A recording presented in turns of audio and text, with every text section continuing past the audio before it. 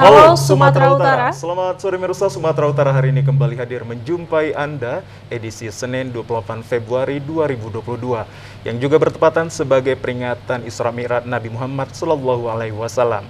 Kali ini bersama saya Muhammad Azril Nasution Dan saya Azifa Zahriani. Seperti biasa pemirsa, sejumlah informasi terkini seputar Sumatera Utara telah dirangkum tim redaksi kami untuk Anda. Dan berikut kita awali informasi selengkapnya.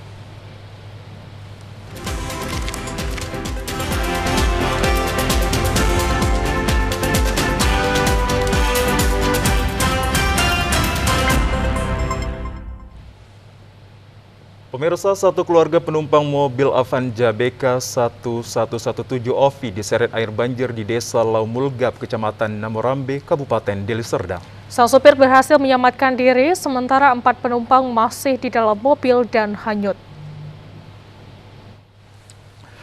Melalui video amatir yang direkam salah seorang, bahwa sebuah minibus terseret arus sungai saat melintas di jembatan Laumulgap, Kuala Simeme, Kecamatan Namorambe, Deli Serdang. Derasnya air sungai hingga meluap sampai ke atas jembatan membuat sebuah minibus ketika melintas terseret arus, lalu tercebur ke dalam sungai. Kejadian ini berawal saat satu keluarga hendak pulang dari pesta hajatan di Kecamatan Biru-Biru dan pada saat itu terjadi hujan deras disertai angin kencang. Pada saat melintas di jembatan Desa Laumulgap, warga sekitar sudah memberitahukan banjir besar, namun pengendara tidak menghiraukan dan tetap nekat untuk melintas. Saat tiba di tengah jembatan, mesin mobil padam dan seketika arus deras menyeret hingga menyebabkan hanyut. Pada saat terseret banjir, pengemudi mobil berhasil menyelamatkan diri, sedangkan 4 orang lainnya yang masih di dalam mobil dibawa derasnya oleh air. Petugas dibantu warga beramai-ramai melakukan evakuasi terhadap mobil yang hanyut tersebut. Kepala Bidang Kedaruratan dan Logistik BPBD Kabupaten Deli Serdang, Parlagutan Nasution mengatakan, saat ini korban yang hanyut sudah ditemukan dalam keadaan meninggal dunia di dalam mobil yang tenggelam yang berjarak 3 km dari lokasi kejadian. Jenazah korban langsung dibawa ke rumah duka. Informasi yang kita dapat dari lapangan bahwa korban yang terseret arus yang lagi melintas pulang dari acara kenduri keluarga, dia bersama anak dan istri dan serta ponakannya di dalam mobil melintas di lokasi kejadian. Masyarakat sudah menghimbau jangan melintas atau putar balik, dia tidak menghimbau apa yang disampaikan, dia tetap melintas sehingga tersorong air. Dan si supir, si driver, si suami, dia selamat dari korban itu. Istri dan anaknya beserta ponakannya terbawa arus di dalam mobil. Alhamdulillah berjelang waktu lebih kurang 12 jam telah ditemukan, kondisi sudah meninggal dunia, 4-empatnya masih di dalam mobil. Dan jenazah telah dievakuasi ke rumah duka. Meluapnya air sungai ini karena intensitas hujan yang tinggi dari hari Minggu kemarin hingga saat ini. Saat ini BPBD Deli Serdang menghimbau warga yang berada di sekitar bantaran sungai tetap waspada, mengingat sampai saat ini wilayah Kota Medan dan Deli Serdang masih diguyur hujan. Ya, sementara itu pemirsa, hujan lebat yang mengguyur beberapa daerah di Kabupaten Deli Serdang mengakibatkan beberapa lokasi mengalami banjir dan longsor. Longsor dan menutup akses jalan provinsi terjadi di Dusun 4 Desa Damak Maliho, Kecamatan Bangun Purba, Kabupaten Deli Serdang. Longsor yang terjadi pada Minggu malam mengakibatkan akses jalan provinsi tertutup, material tanah dan pihak BPBD Kabupaten Deli Serdang dibantu relawan tanggap bencana Kecamatan Bangun Purba turun langsung untuk membersihkan tanah tersebut. Pembersihan material tanah yang dilakukan secara manual ini dilakukan dari malam kejadian dan dilanjutkan hingga pagi hari. Menurut Kepala Operasional Tanggap Bencana Kecamatan Bangun Purba, Raden Mewah Ristanto, intensitas hujan yang tinggi dimulai Jumat pagi mengakibatkan tanah di perbukitan labil dan mengakibatkan longsor. Akibatnya, material tanah itu menutup akses jalan provinsi dan pihak BPBD Deli Serdang sudah melakukan pembersihan secara manual. Pembersihan material ini terus dilakukan hingga pagi hari dan kejadian ini sudah dilaporkan ke Dinas Pekerjaan Umum Kabupaten Deli Serdang agar menurunkan alat berat. Bahasanya telah terjadi longsor di Dusun 5 Desa Damak Maliho, Kecamatan Bangun Purba yang menimbun jalan ataupun menutup akses jalan. Tadi malam tim RTB Relawan Tanggap Bencana Kecamatan Bangun Purba sudah melakukan upaya pembersihan jalan terkhusus untuk sementara bisa dilalui. Dan saat ini sedang melakukan pembersihan juga terkait dengan sisa dari material yang masih menghambat jalan. Akibat pembersihan material longsor yang dilakukan dari Dinas Pekerjaan Umum Kabupaten Deli Serdang menyebabkan antrian kendaraan yang hendak melintas. Pihak BPBD dibantu kepolisian dan TNI mengatur arus lalu lintas agar dapat melintas secara bergantian. Sementara itu, mirsa, tingginya intensitas hujan dari kemarin hingga tadi pagi menyebabkan air Sungai Belumai di Kecamatan Tanjung Morawa, Kabupaten Deli Serdang meluap. Akibat meluapnya Sungai Belumai, ratusan rumah warga di Desa Dalu 10B, Kecamatan Tanjung Morawa terendam banjir. Meluapnya Sungai Belumai ini sudah sering terjadi jika hujan deras mengguyur. Luapan air Sungai Belumai itu merendam ratusan rumah warga di Dusun 8, 9, dan 10 Desa Dalu 10B, Kecamatan Tanjung Morawa, yang luapan air sungai berasal dari hulu sungai. Derasnya volume air sungai juga merendam jalan penghubung desa dan nyaris memutus akses jalan karena tergerus. Warga berupaya mengeluarkan air yang masuk ke dalam rumahnya serta memindahkan barang-barang yang terdampak oleh banjir. Menurut warga Dusun 10 Desa Dalu 10B, Suyanto, meluapnya air Sungai Belumai kali ini lebih parah dari tahun sebelumnya. Kejadian meluapnya Sungai Belumai ini terjadi pada pukul setengah 12 malam pada saat warga terlelap tidur. Hujan kiriman dari gunung, banjir kiriman. Jam berapa kira-kira air naik? Sekitar jam setengah 12 nih. Ya kami mohonkan khususnya untuk pemerintah Deli Serdang, segeralah dibangun ini benteng sungai yang jebol ini. Karena kalau masalah usulan itu udah entah kemana-mana kami mengusulkan, tapi sampai sekarang belum ada realisasinya. Sementara itu, menurut Kapolsek Tanjung Morawa AKP Firdaus Kemit, tingginya curah hujan mengakibatkan banjir di 3 desa di Kecamatan Tanjung Morawa, yaitu di Desa Dalu 10B, Desa Lengau Seperang, dan Desa Naga Timbul. Namun, yang terparah berada di Desa Dalu 10B dan pihak Musbika Tanjung Morawa sudah menghubungi pihak BPBD untuk segera menurunkan perahu karet. Himbauan kami kepada masyarakat agar tetap tinggal di rumah, di tempat yang tinggi, waspada, dan matikan arus listrik.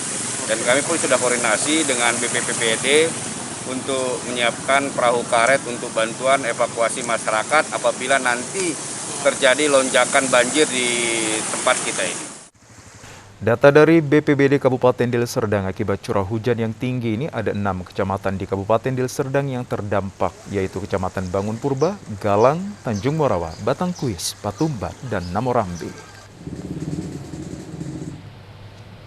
Pemirsa, Komandan Lantamal 1 Belawan Laksmana Pertama TNI Johannes Janarko Wibowo bersama staf melakukan peninjauan rumah prajurit yang terendam banjir di Kompleks Dewa Ruci, Jalan Komodor Yosudarso, Medan siang tadi. Ya, banjir yang melanda Kompleks Dewa Ruci ini karena hujan deras mengguyur wilayah Sumatera Utara dari siang hingga kemarin, hingga malam hari yang membuat meluapnya air Sungai Deli. Air Sungai Deli yang meluap yang dimulai sejak pukul 1 dini hari tadi dan hingga kini belum surut, bahkan bertambah naik karena adanya kiriman air dari gunung. Untuk mengevakuasi korban banjir di Kompleks TNI Angkatan Laut ini, Lantamal 1 Belawan menggerakkan sejumlah personilnya beserta perahu karet. Komandan Lantamal 1 Belawan ini berkeliling kompleks guna melihat sejauh mana rumah prajurit TNI Angkatan Laut ini terendam banjir akibat Sungai Deli meluap karena tidak mampu menampung debit air hujan. Para prajurit TNI Angkatan Laut di Kompleks Dewa Ruci untuk sementara mengungsikan di salah satu rumah sekolah SD Negeri 060950 sampai air banjir surut baru dikembalikan ke rumah masing-masing di Kompleks Dewa Ruci TNI Angkatan Laut. Komandan Lantamal 1 Belawan Laksmana Pertama TNI Johannes Janarko Wibowo mengatakan bahwa di kompleks ini terdapat 27 kepala keluarga dan 87 jiwa yang rumahnya terendam banjir kiriman. Untuk sementara waktu, para prajurit TNI Angkatan Laut diungsikan di rumah sekolah dengan masang tenda beserta konsumsi yang dipersiapkan 1 hari 3 kali. Pagi saya dilapori terkait dengan ada beberapa komplek Angkatan Laut yang memang kebanjiran. Ya memang tadi malam banyak curah hujan kan tinggi sekali. Ya memang ada beberapa komplek kita yang kemasukan air banjir. Namun yang paling tinggi di sini di Dewa Ruci. Di sini ada 22 kakak, sekitar 87 orang ada di sini. Dan nanti kita siapkan sambil nunggu surut. Ini kita tempatkan nanti di SD sini untuk istirahatnya. Kita siapkan tenda sama untuk tim kesehatan. Untuk makan kami tidak mendirikan tenda untuk dapur umum karena memang tidak banyak. Kami dukung aja makan nanti dengan nasi yang layak dimakan, pantas dimakan, kita dukung itu per orang nanti ya selama sampai dia surut. Jadi 1 hari 3 kali kita dukung makan.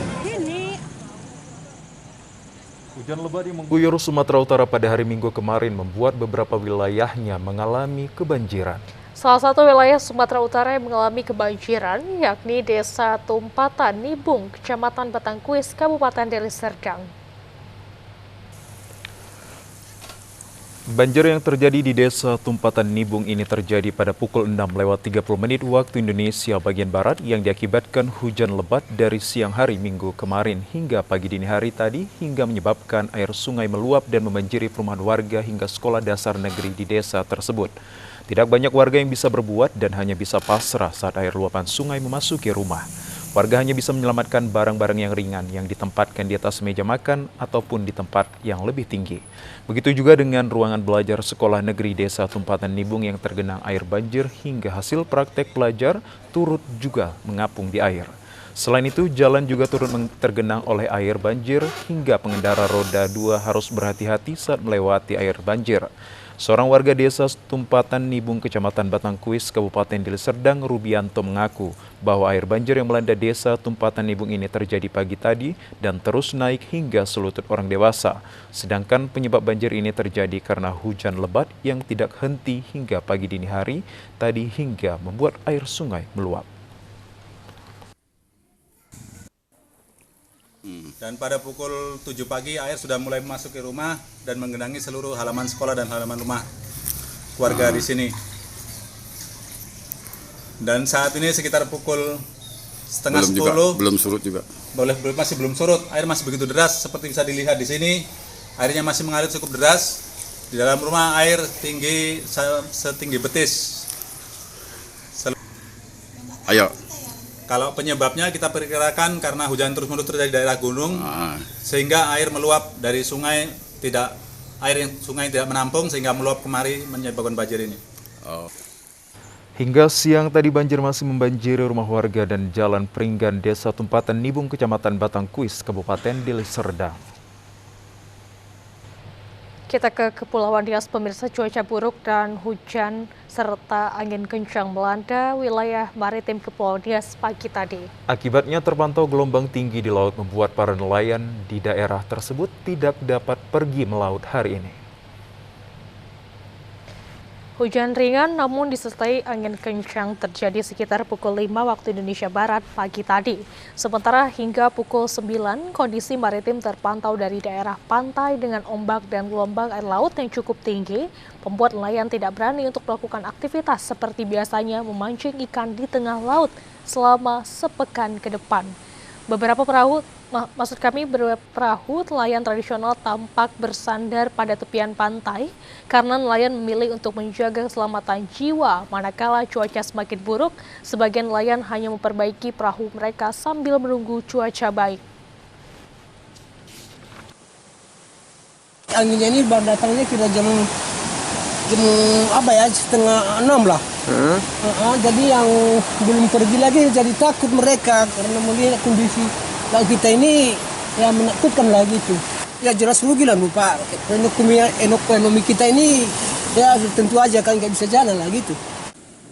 Badan Meteorologi, Klimatologi, dan Geofisika BMKG telah memprediksi akan terjadi siklon tropis Anika dari Australia Barat bagian utara bergerak ke arah barat daya dengan tekanan 991 milibat dan kecepatan angin maksimum 40 knot. Diperkirakan intensitas sistem ini akan melemah dan menyebabkan peningkatan kecepatan angin hingga lebih 25 knot yang memanjang dari Laut Shaw hingga Australia Barat bagian utara memasuki kawasan Indonesia. Kondisi tersebut mampu meningkatkan potensi awan hujan serta kecepatan angin dan ketinggian gelombang di sekitar siklon tropis. Saat ini masih dalam kurun interval waktu yang diprediksi BMKG kondisi potensi awan hujan dan gelombang tinggi terjadi di wilayah maritim Samudra Hindia Barat Indonesia, termasuk Nias Sibolga yang memanjang dari Selat Malaka, Samudra Hindia hingga ke Pulau Jawa, Pulau dan daerah-daerah lainnya. Informasi resmi BMKG itu menjadi pedoman bagi para nelayan dan pelaku pelayaran sehingga terhindar dari gangguan bencana di tengah laut. Pemirsa, sejumlah informasi menarik dan aktual lainnya akan kami hadirkan sesaat lagi. Tetaplah bersama kami dalam program Sumatera Utara hari ini, kami akan segera kembali. Ayo, cegah stunting! Kunjungi bidan andalan Anda untuk merencanakan dan mengatur jarak kehamilan untuk tumbuh kembang buah hati yang optimal. Cegah stunting itu penting melalui perencanaan keluarga. Khawatir ber-KB? Tunda kehamilan dan raih cita-cita dengan Andalan FE. Andalan laktasi untuk ibu menyusui. Ber-KB itu mudah. Andalan pilihan perempuan Indonesia.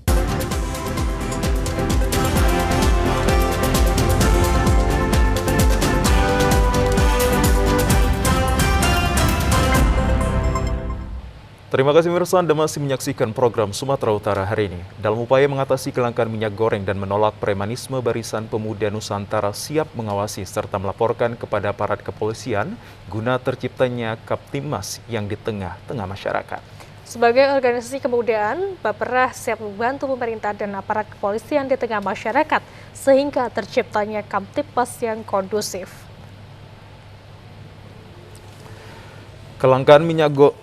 Kelangkaan minyak goreng hingga mengalami kenaikan harga membuat masyarakat mengalami kesulitan. Barisan Pemuda Nusantara Medan siap melaporkan ke pihak kepolisian dan Satgas Pangan apabila terjadi kecurangan dan penimbunan yang dilaksanakan pengusaha maupun aparat.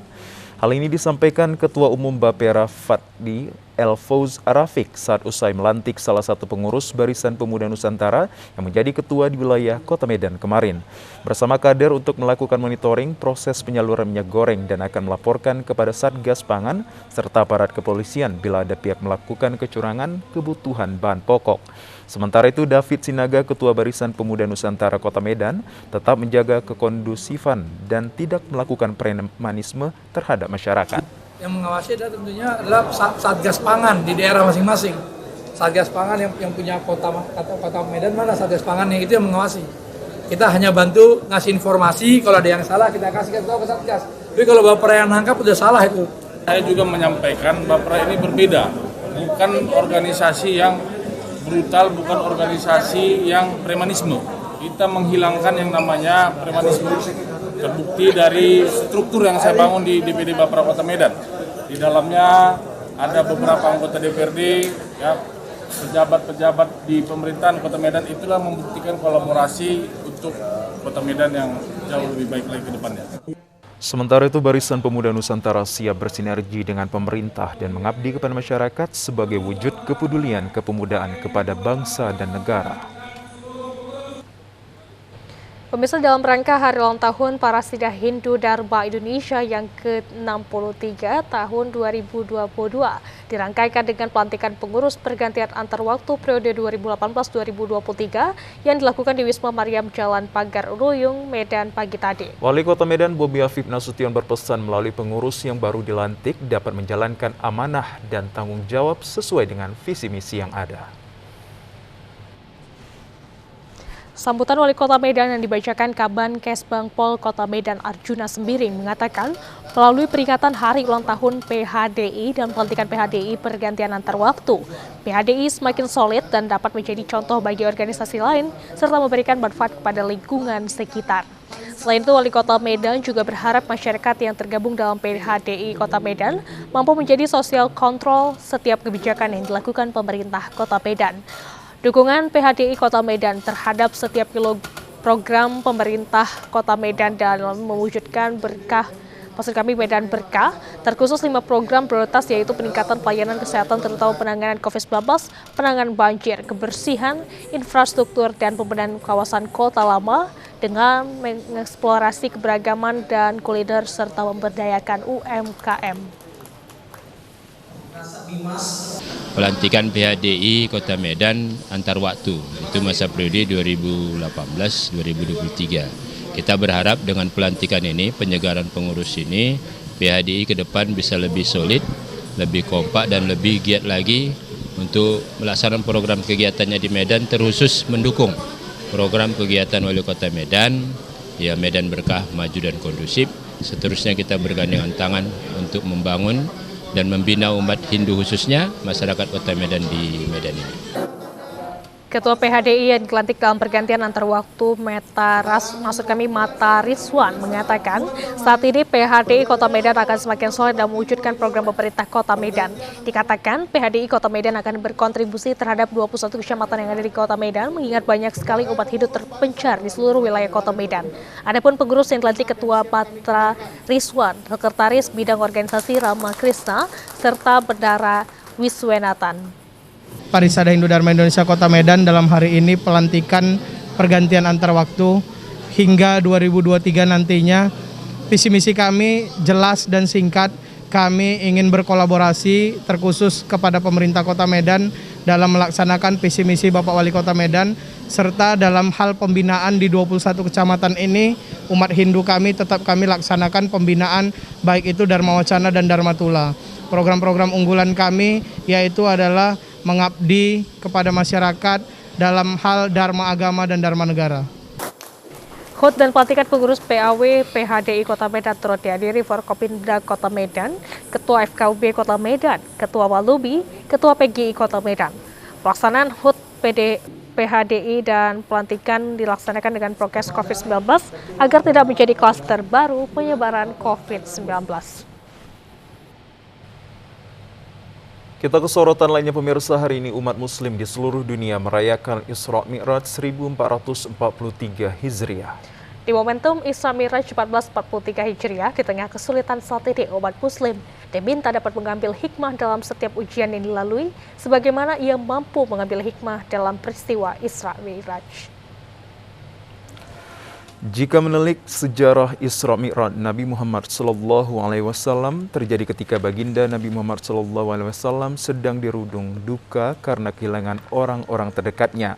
Lalu Allah mengutus malaikat Jibril untuk membawa Nabi Muhammad melakukan perjalanan Isra, yakni perjalanan dari Masjidil Haram menuju Masjidil Aqsa Madinah, dan Mi'raj perjalanan diangkat ke Sidratul Muntaha, kemudian turunnya perintah Allah untuk melakukan ibadah sholat. Alim ulama Al-Ustadz Razuddin Sagalah Ibadah mengatakan, dengan ibadah sholat memberikan kekuatan, kesabaran, dan pertolongan dalam mengarungi dunia ini dan menjadi bekal menjalani kehidupan. Ketika ujian datang berupa virus dan bencana banjir yang merusak tatanan kehidupan manusia, sholat mengajarkan kesabaran dan kepasrahan sekaligus ikhtiar dalam menghadapi kesulitan hidup. Kita jadikan ini momentum untuk meningkatkan kualitas iman, kesabaran dan ketakwaan kita kepada Allah Subhanahu wa taala. Di mana ketika Rasul itu diberangkatkan Allah dalam peristiwa Isra dan Mi'raj, beliau itu memang betul-betul sedang diuji oleh Allah kesabarannya. Namun manakala kita mampu menjaga keimanan kita kepada Allah, senantiasa kita bersabar, maka sebuah janji yang Allah berikan kepada hambanya dalam sebuah ayat Allah katakan, innama tuwaffas sabiruna ajrahum bi ghairi hisab. Hanya orang-orang sabarlah yang Allah berikan pahala untuknya tanpa batas. Maka kita tingkatkan keimanan kita pupuk rasa kesabaran kita kepada Allah, sembari kita terus meningkatkan keimanan dan bermunajat kepada Allah, pasti Allah akan memberikan pertolongan kepada hamba-hamba yang beriman dan bertakwa. Sementara itu, Isra Mi'raj ini juga sebagai pengingat bahwa Allah Subhanahu wa taala menyayangi hambanya yang beriman dan tabah dalam cobaan, sebagaimana kondisi saat ini sedang diuji Allah dengan pandemi COVID-19 dan banjir yang melanda Kota Medan. Dengan sholat mengajarkan manusia untuk terus mensucikan diri agar optimis menghadapi ujian hidup dan mencegah dari perbuatan keji dan mungkar. Dengan sholat membentuk nilai moralitas dan karakter seperti kepedulian, simpati, tangguh, kerjasama, dan nilai kehidupan lainnya. Momentum Isra Mi'raj ini menguji keimanan kita kepada Allah. Siapa sangka perjalanan yang cukup panjang, yang berbulan-bulan, Rasul bisa menempuhnya hanya sehari semalam. Makanya Allah janjikan sebuah garansi bagi hambanya yang selalu meningkatkan iman dan ketakwaannya. Sebuah ayat Allah berfirman, walau anna ahlal qura amanu la fatahna alaihim barakatim minas sama'i wal ard. Andai saja penduduk suatu negeri itu beriman dan bertakwa kepada Allah, maka Allah akan turunkan keberkahan dari langit dan dari bumi. Mudah-mudahan dengan momentum Isra Mi'raj ini kita pupuk rasa kesabaran kita tingkatkan keimanan kita kepada Allah Subhanahu wa taala. Insyaallah akan Allah berikan pahala untuk kita tanpa batas dan Allah berikan solusi terhadap semua persoalan bangsa ini. Pemirsa, Pesantren Tahfiz Indonesia Cabang Medan melakukan khatam Al-Quran kepada para santri dan santriwati di Wisma Amerta Desa Batang Terap, Kecamatan Perbaungan, Serdang Bedagai. Pimpinan pesantren Fuad Hanan mengatakan menghatamkan Al-Quran mampu mencerdaskan cara berpikir anak-anak yang ada di Sumatera Utara. Kegiatan khatam Quran merupakan kegiatan positif yang dilakukan para santri dan santriwati yang digagas Pesantren Tahfiz Hufaz Indonesia Cabang Medan, di mana usia muda dan belia sudah ditanamkan nilai-nilai agama Islam yang sesungguhnya. Di era digital sekarang ini banyak anak-anak muda menghabiskan waktunya untuk hal-hal yang tidak bermanfaat seperti narkoba, tindakan kriminal lainnya yang banyak terjerumus pada usia 10 tahun ke atas yang orang tuanya tidak mampu untuk mengontrol pergaulan anak di era perkembangan teknologi saat ini. Untuk itu, dari dini ditanamkan nilai-nilai agama dalam bentuk pola pikir dan akhlak anak sehingga menjadi anak yang dapat mencapai cita-citanya. Camat Perbaungan Fahmi menyambut baik kegiatan khatam Al-Quran yang dilakukan di Kecamatan Perbaungan Serdang Bedagai. Ia berharap kegiatan yang digagas pesantren ini terus dilakukan untuk mengajak para calon santri untuk mondok di Pesantren Tahfiz Hufaz Cabang Medan. Kami berharap Darul Hufaz ini tidak hanya untuk anak-anak yang jauh di luar Serdang Bedagai, tapi kami harap di Serdang Bedagai anak-anaknya bisa mereka rekrut juga atau mereka didik juga sehingga visi dan misi Pak Bupati Serdang Bedagai maju terus, mandiri, sejahtera dan religius bisa tersampaikan atau bisa diraih. Ya tentunya yang dilaksanakan oleh Darul Hufaz Indonesia ini sangat baik sekali karena ternyata anak-anak yang sudah umur 19-20 tetap bisa menghafal Al-Quran dengan waktu yang sangat singkat. Pimpinan Pesantren Hafiz Darul Hufaz Fuad Hanan mengatakan menghatamkan Al-Quran maka dengan sendiri melatih otak menjadi lebih baik dan cerdas. Terbukti para santri yang sedang melanjutkan pendidikan ke jenjang lebih tinggi jauh lebih cerdas dan pintar. Sebab sejak di pesantren sudah diasah untuk menghafalkan Al-Quran dengan baik dan benar.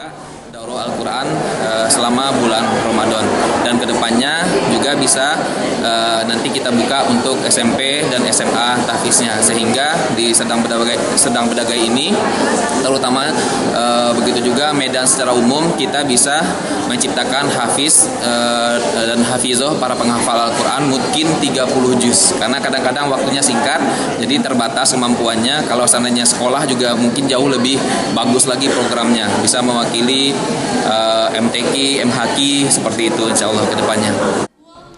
Pimpinan Pesantren Tahfiz Darul Hufaz Indonesia membuka kelas untuk tingkat sekolah dasar dan menengah atas untuk menjadikan santri berakhlak mulia dan mencerdaskan kehidupan bangsa. Pada kesempatan tersebut terdapat 6 santriwati dari berbagai daerah yang menghatamkan Al-Quran hingga 30 juz dan diikuti dengan pemberian cenderamata atas pencapaian para santri dan santriwati tersebut. Pemirsa, informasi kelangkaan minyak goreng di Kabupaten Karo akan kami hadirkan sesaat lagi. Tetap bersama kami akan segera kembali. Ayo, cegah stunting. Kunjungi bidan andalan Anda untuk merencanakan dan mengatur jarak kehamilan untuk tumbuh kembang buah hati yang optimal. Cegah stunting itu penting melalui perencanaan keluarga. Khawatir ber-KB? Tunda kehamilan dan raih cita-cita dengan Andalan FA. Andalan laktasi untuk ibu menyusui. Ber-KB itu mudah. Andalan pilihan perempuan Indonesia.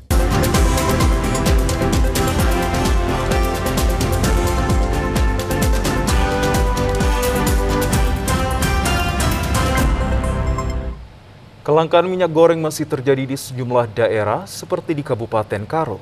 Mengantisipasi kelangkaan minyak goreng ini, pemerintah Kabupaten Karo beserta Bulog Kota Kabanjahe menggelar pasar murah dengan harga Rp27.000 per 2 liter.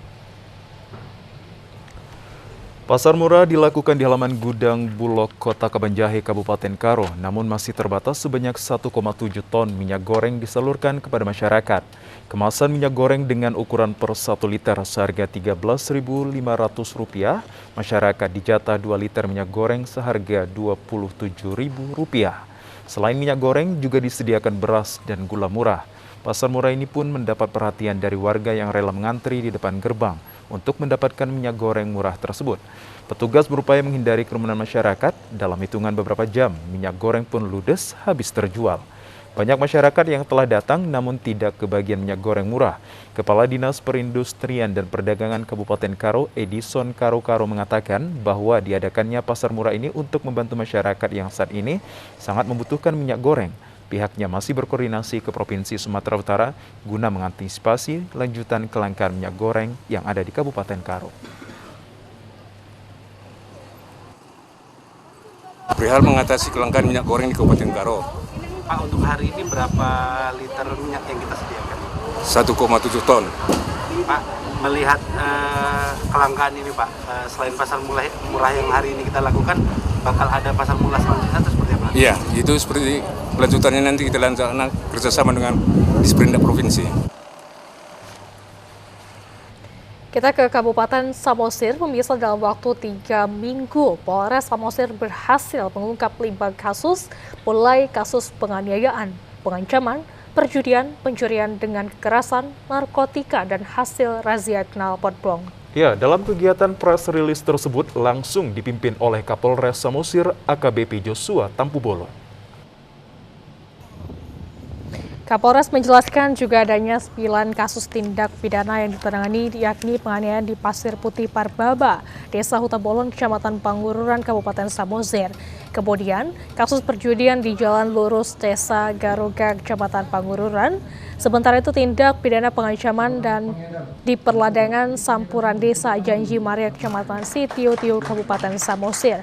Kemudian, pencurian dengan kekerasan LP B62 11/2022 garing Satreskrim garing Polres Samosir garing Polda Sumut tanggal 9 Februari 2022 di Jalan Umum Upar Desa Lumban Sipinggol, Kecamatan Pangururan, Kabupaten Samosir.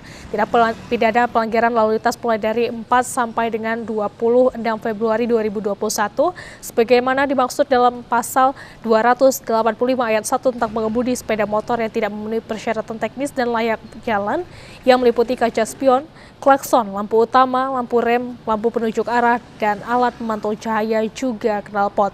Sedangkan untuk kasus narkotika lainnya di Haria Tolu, Desa Pertemuan 1, Kecamatan Pangururan, Kabupaten Samosir, pasal yang dipersangkakan adalah pasal 112 ayat 1 atau pasal 114 ayat 1 dari UU RI nomor 35 tahun 2009 tentang narkotika dengan tersangka FFJ dengan barang bukti 1 bungkus plastik putih transparan yang diduga narkotika jenis sabu dengan berat 5 gram.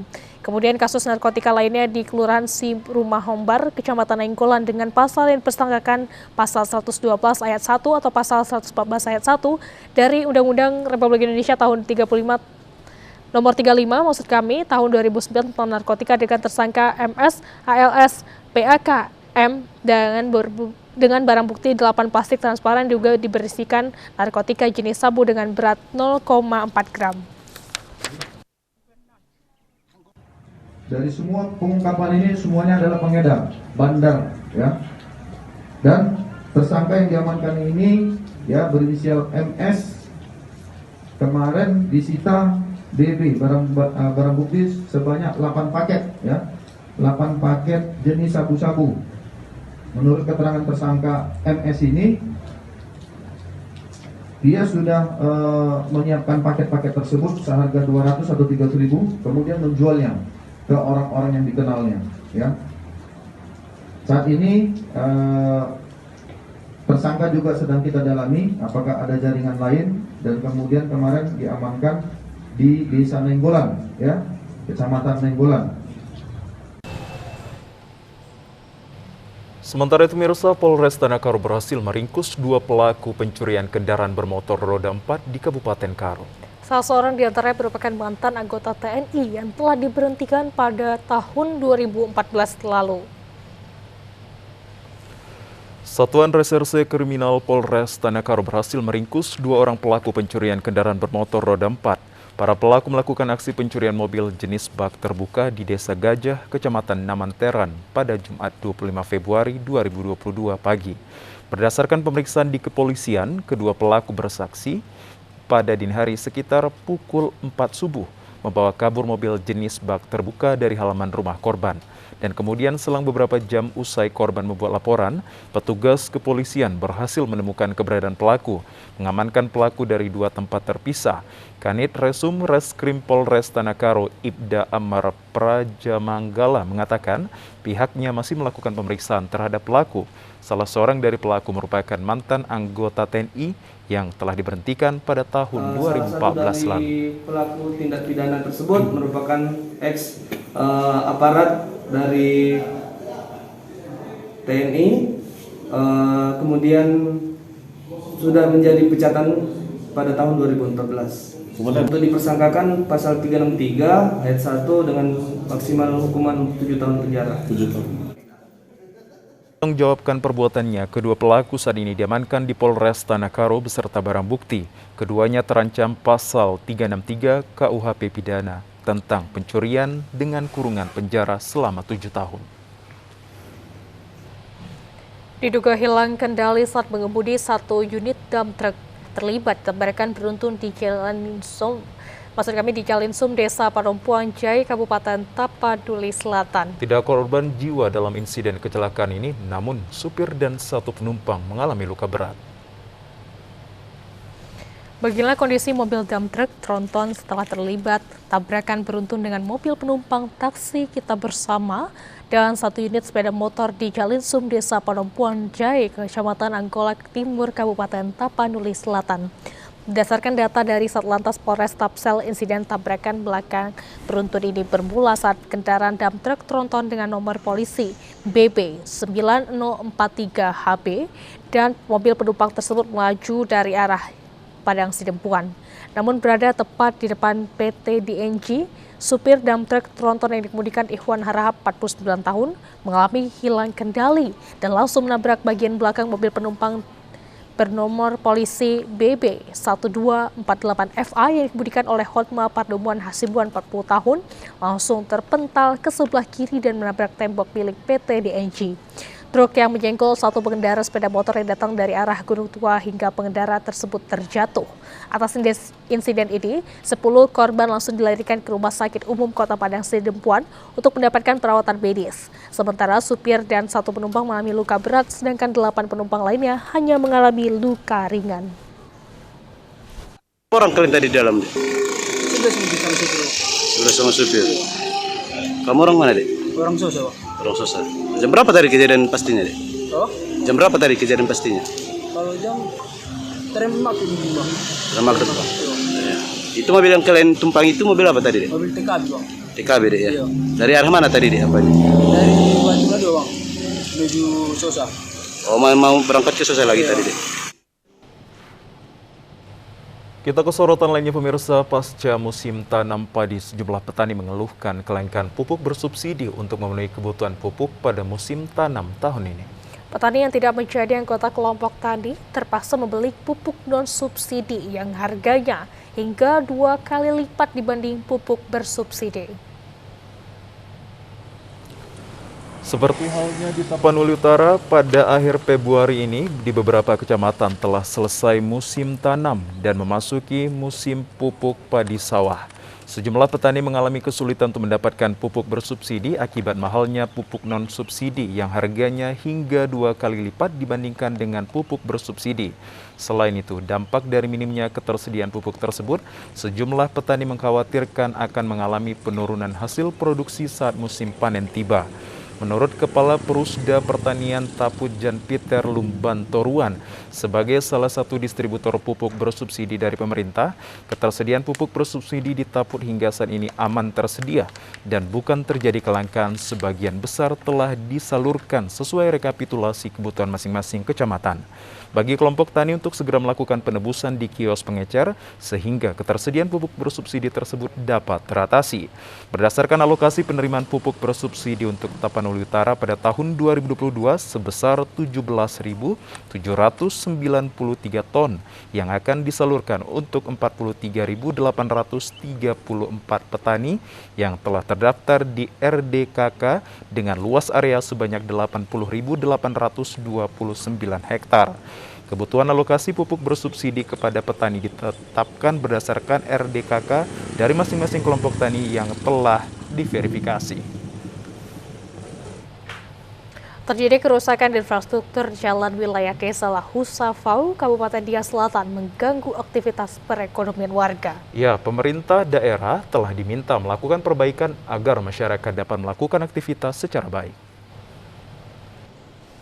Akses jalan yang sehari-harinya dilintasi ribuan warga ini semakin mengalami kerusakan berat karena ketiadaan peningkatan dan pemeliharaan dari pihak pemerintah. Titik terparah adalah sepanjang 500 meter berada di Desa Lahusafau, Kecamatan Fayanama. Maksud kami Fanayama. Kondisi yang ditampilkan kini seluruh material batu besar lapisan penetrasi bawah hingga lapisan penetrasi atas serta aspal telah mengelupas. Tidak sedikit kubangan dan jalan berlubang harus menghambat para pengguna jalan termasuk kendaraan roda 2 dan roda 4 saat melintas daerah tersebut. Melalui musyawarah perencanaan pembangunan di desa dalam periode 5 tahunan terakhir, warga setempat telah berkali-kali mengusulkan peningkatan dan pemeliharaan jalan namun belum berhasil menjadi muatan rencana kerja pemerintah daerah RKPD hingga saat ini. Melihat bahwa ini adalah rawan kecelakaan bila terjadinya musim-musim hujan. Lantaran jalannya yang rusak-rusak dan menghambat atau membuat keterlambatan anak-anak kami di sekolah khususnya. Dan bagi pekerja-pekerja yang mencari nafkah di tingkat kabupaten dan di kecamatan bisa menghambat terlantar. Harapan masyarakat supaya ada perhatian-perhatian kepada instansi-instansi yang terkait. Ruas jalan menghubung antar dusun dalam desa serta antar desa-desa dalam wilayah Kecamatan Fanayama seperti ini perlu sebagai urat nadi perekonomian warga. Sudah seharusnya pemerintah menaruh perhatian serius mengalokasikan anggaran pendapatan dan belanja daerah yang cukup untuk pembangunan jalan tersebut sehingga akses jalan pada giliran mampu memperlancar seluruh aktivitas perekonomian masyarakat setempat. Sejumlah informasi menarik dan aktual lainnya akan kami hadirkan usai jeda pariwara berikut ini. Tetaplah bersama kami dalam program Sumatera Utara hari ini, kami akan segera kembali. Ayo, cegah stunting. Kunjungi bidan andalan Anda untuk merencanakan dan mengatur jarak kehamilan untuk tumbuh kembang buah hati yang optimal. Cegah stunting itu penting melalui perencanaan keluarga. Khawatir ber-KB? Tunda kehamilan dan raih cita-cita dengan Andalan FA. Andalan laktasi untuk ibu menyusui. Ber-KB itu mudah. Andalan pilihan perempuan Indonesia.